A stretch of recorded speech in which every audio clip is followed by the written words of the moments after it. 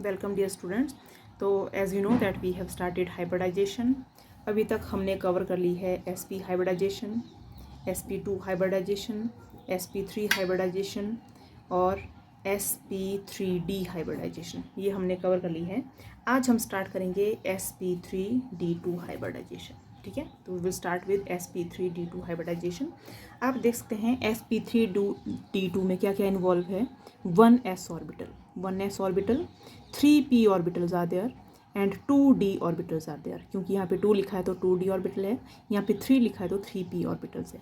They all combine together to form sp3d2 hybridization. ठीक है, hybridization होता क्या है? Mixing of orbital, it is called as hybridisation.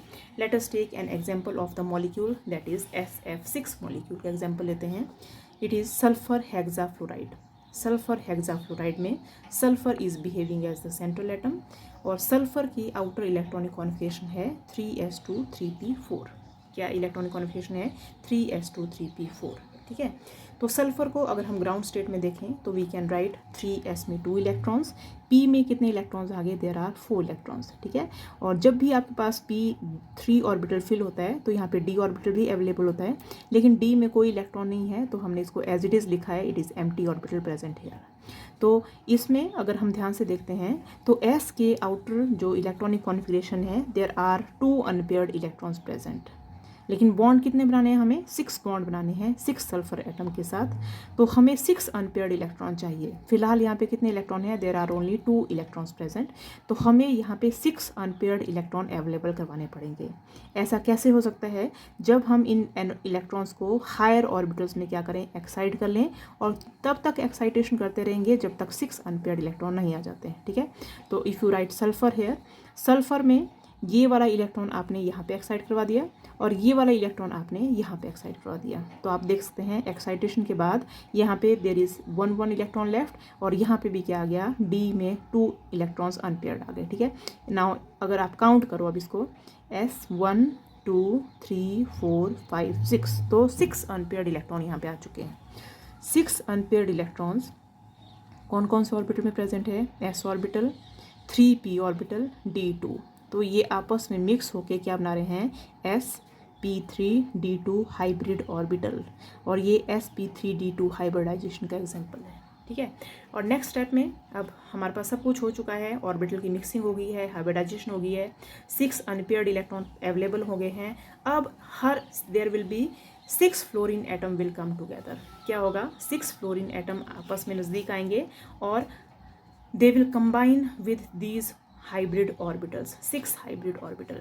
तो first fluorine with it electrons जो मैंने रेड में लिखा है, second fluorine with it electrons जो रेड में लिखा है, third fluorine, fourth fluorine, fifth fluorine और सिक्स फ्लोरीन। ठीक है, तो ये 6 फ्लोरीन आगे इन्होंने किसके साथ ओवरलैप किया है? सल्फर के ऑर्बिटल के साथ ओवरलैप कर लिया है and this is the formation of SF6 molecule की फॉर्मेशन हो रही है। ठीक है, तो हम क्या बोल सकते हैं? कौन सी हाइब्रिडाइजेशन हुई है?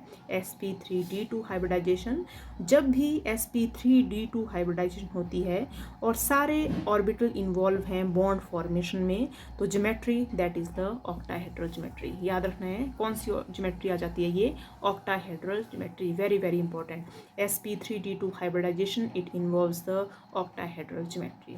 तो sp3d2 hybrid orbital of s मतलब यहाँ पे सल्फर है, s of sulphur overlap with half filled 2p orbital of fluorine. जो भी ये फ्लोरीन है ये कौन से ऑर्बिटल लेके आ रहा है अपने? 2p ऑर्बिटल, क्योंकि आपको पता है कि फ्लोरीन के 2p ऑर्बिटल में कुछ ऐसी इलेक्ट्रॉनिक कॉन्फिगरेशन होती है जहाँ पे सिर्फ 1 अनपेयर्ड इलेक्ट्रॉन होता है। तो ये 1 अनपेयर्ड इलेक्ट्रॉन, ये x जो मैंने लिखा है, ये यही वाला अनपेयर्ड इलेक्ट्रॉन है जो सल्फर के ऑर्बिटल के साथ क्या कर रहा है? ओवरलैप कर रहा है। ठीक है, they combine with the sulphur to form SF6। ठीक है, तो ये जो मैंने यहाँ पे स्ट्रक्चर बनाया है ये है sp3d2 hybrid orbitals of sulphur.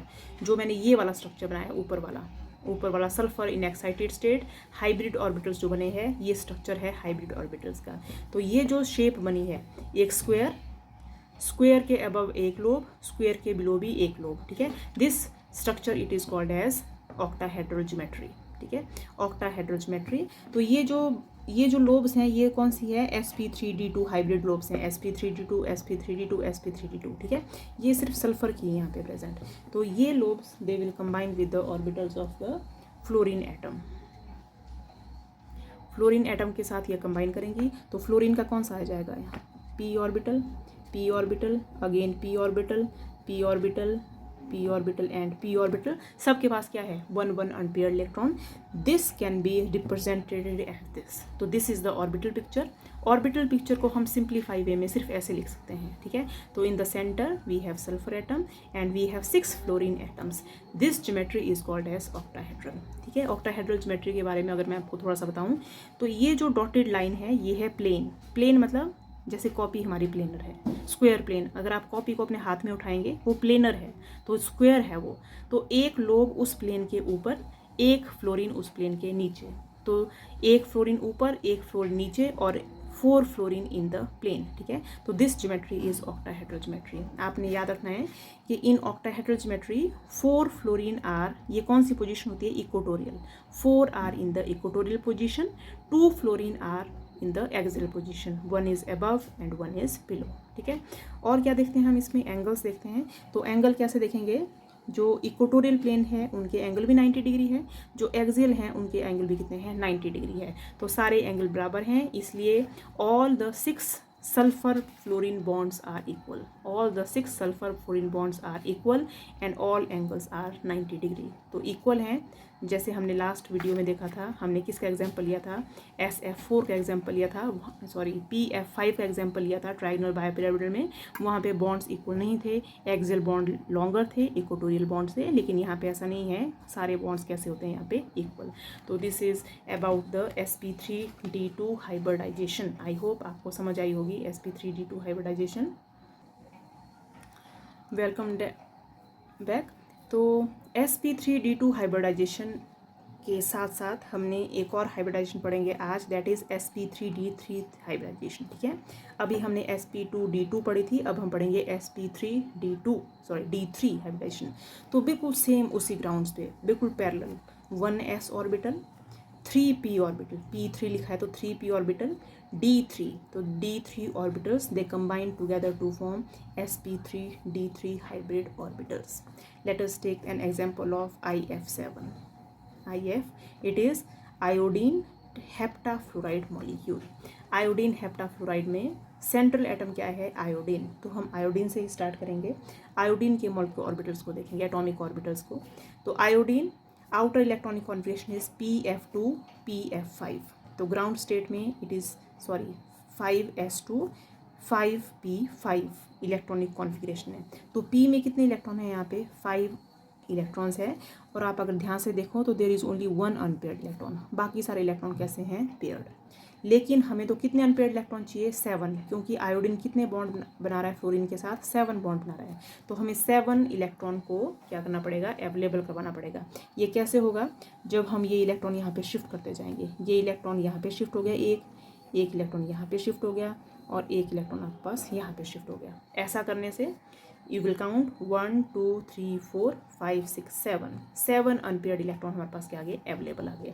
Count कर लो, एक इलेक्ट्रॉन यहाँ पे रह गया, एक यहाँ पे चल गया, एक इलेक्ट्रॉन यहाँ रह गया, एक यहाँ पे चले गया, एक यहाँ रह गया और एक यहाँ. तो now there are 7 unpaired electrons. 7 unpaired electron they come in S, P के 3 और D के भी 3 हाइब्रिड ऑर्बिटल हैं. तो कौन सी हाइब्रिडाइजेशन होगी, sp3d3. ये सारे ऑर्बिटल आपस में क्या करेंगे, मिक्स करेंगे, ताकि उनकी एनर्जी और शेप क्या बन जाए, सेम बन जाए. तो this is sp3d3 hybridization. Now again हमें क्या है, हमारे पास कितने हैं, 7 फ्लोरीन एटम्स हैं. तो each fluorine atom combine with each orbital. तो 7 फ्लोरीन एटम कम टुगेदर और ये एक एक ऑर्बिटल को अपना अपना इलेक्ट्रॉन देते जाएंगे और उसके साथ क्या बनाते जाएंगे, बॉन्ड बनाते जाएंगे. ठीक है, वेरी सिंपल. अगर ऐसे मॉलिक्यूल है तो उसकी ज्योमेट्री क्या बन जाती है, it is pentagonal bipyramidal geometry. तो आप ये देख सकते हैं, ये जो डॉटेड लाइंस हैं ये वाली, ये क्या बन रहा है, एक पेंटागन. पेंटागन मीन्स ऐसा कोई structure which consist of 5 corners. तो ये पेंटागन है. हर एक पेंटागन में क्या है, there are 5 fluorine atoms, 5 IF bond, 5 IF bond. और बॉन्ड एंगल कितना है इनके बीच में, पेंटागन में 72. आपको पता है ये प्लेनर होता है. ये प्लेनर मतलब जैसे हमारा पेज प्लेनर है वैसा प्लेन है ये, कोई भी डिस्टॉर्टेड स्ट्रक्चर नहीं है. और प्लेनर के बीच में इक्वेटोरियल पोजीशंस हैं ये. तो there are 5 PF bonds at which position, they are present at the equatorial position.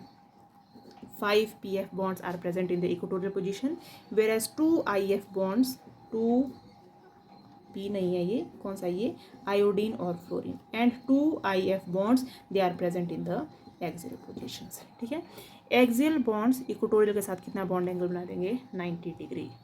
Again सारे बॉन्ड्स इक्वल नहीं है.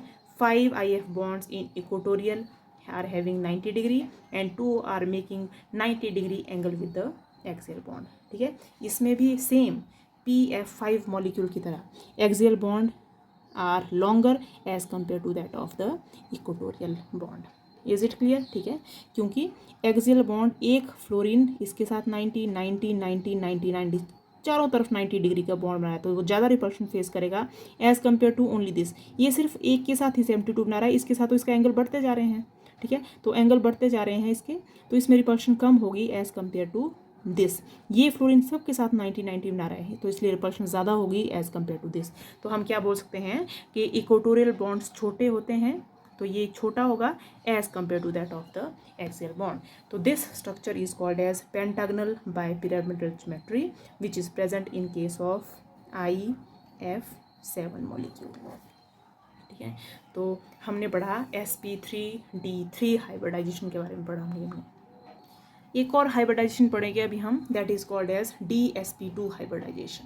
ठीक है, DsP2. तो सिंपली वैसे ही same 1 d orbital is involve, 1 s orbital is involve, 2 p orbitals are involve. सारे आपस में मिक्स होके क्या बनाएंगे, DsP2 हाइब्रिड ऑर्बिटल्स. ठीक है, DsP2 hybrid orbitals. DsP2 hybrid orbitals में जो d ऑर्बिटल है वो ध्यान रखना है कौन सा है, it is dx² minus y² involve होता है. dx² माइनस y² कौन सा होता है, which is along the x and y axis, इसके ऊपर होता है, एक्सिस के अलोंग होता है. अब DsP2 हाइब्रिडाइजेशन को ध्यान रखना है कि कौन से मॉलिक्यूल्स में होती है. ये जनरली ऐसे मॉलिक्यूल्स में होती है which consist of D8 electronic configuration. ठीक है, D8 किस में होती है, फॉर एग्जाम्पल निकल 2 पॉजिटिव इज हैविंग D8. तो let us take the same example, NiCN4 2 positive, NiCN4 2 positive, nickel tetracyano 4 positive. तो इसमें निकल की कॉन्फिगरेशन है 4s2 3d8 outer electronic configuration.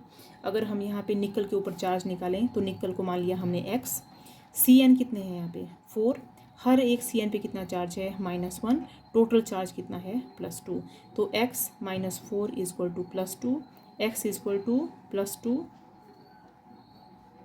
यहाँ पे +2 नहीं आएगा, यहाँ पे -2 आएगा, -2, तो इट इज़ -2 + 4, तो it comes out to be +2. तो निकल के ऊपर कितना चार्ज है यहाँ पे +2, निकल +2 मतलब 2 इलेक्ट्रॉन इसके क्या हो चुके हैं, लूज.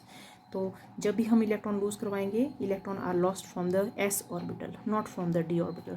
तो s इलेक्ट्रॉन से हमने इलेक्ट्रॉन लूज करवाए, तो s में कोई भी इलेक्ट्रॉन नहीं है, देयर आर 0 इलेक्ट्रॉन और all the electrons are present in the d orbital. ठीक है, तो nickel in the +2 state now it can be represented as 3d8. 3d में 8 था, तो 8 1 2 3 4 5 6 7 8 electrons in d. s no electron, p no electron. ठीक है, अब ये बड़ा इंपॉर्टेंट केस है कि जो Cn लिगेंड है, Cn लिगेंड कैसा लिगेंड है, इट डोनेट्स 2 इलेक्ट्रॉन. एक Cn 2 इलेक्ट्रॉन्स डोनेट करेगा, तो 4 Cn कितने इलेक्ट्रॉन डोनेट कर देंगे, 8 इलेक्ट्रॉन डोनेट करेंगे. ठीक है, और Cn बड़ा पावरफुल लिगेंड है, it is very very strong ligand. ये क्या करवा देता है, इलेक्ट्रॉन की पेयरिंग करवा देती है.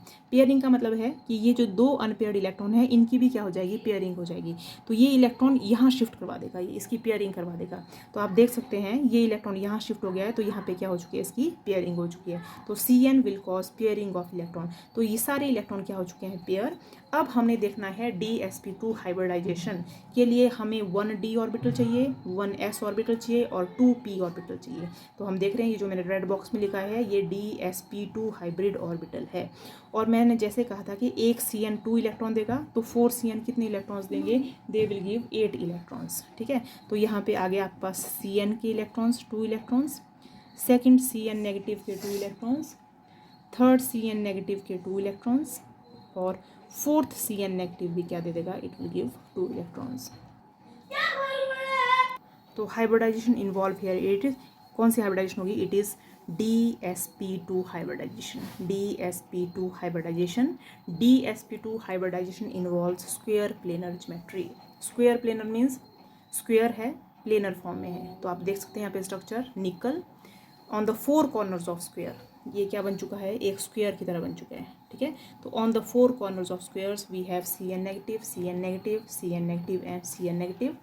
हम एक्चुअली इसका स्ट्रक्चर देख रहे हैं ब्रैकेट के अंदर वाले का, और इसके ऊपर कितना, it was 2 negative not 2 positive, तो यहाँ पे क्या चार्ज आ गया है, 2 नेगेटिव चार्ज, ठीक है। तो this is DsP2 hybridization, very very important. Nickel Cn4 का एग्जाम्पल है इसमें। निकल के अलावा और भी एग्जाम्पल्स हैं, for example you have platinum NH342 positive, platinum Cl42 negative. अगर आप इनके भी स्ट्रक्चर बनाएंगे सेम बिल्कुल like this, you will get DsP2 hybridization, और ज्योमेट्री क्या होगी सबकी, स्क्वायर प्लेनर ज्योमेट्री, ठीक है। And angle between all these nickel CN angle it is 90 degree, this is 90 degree, 90, क्योंकि स्क्वायर प्लेन में सारे एंगल्स कितने हैं, 90 डिग्री, ठीक है। तो today in this video we have discussed about the DsP2 hybridization and sp3d3 hybridization. Thank you.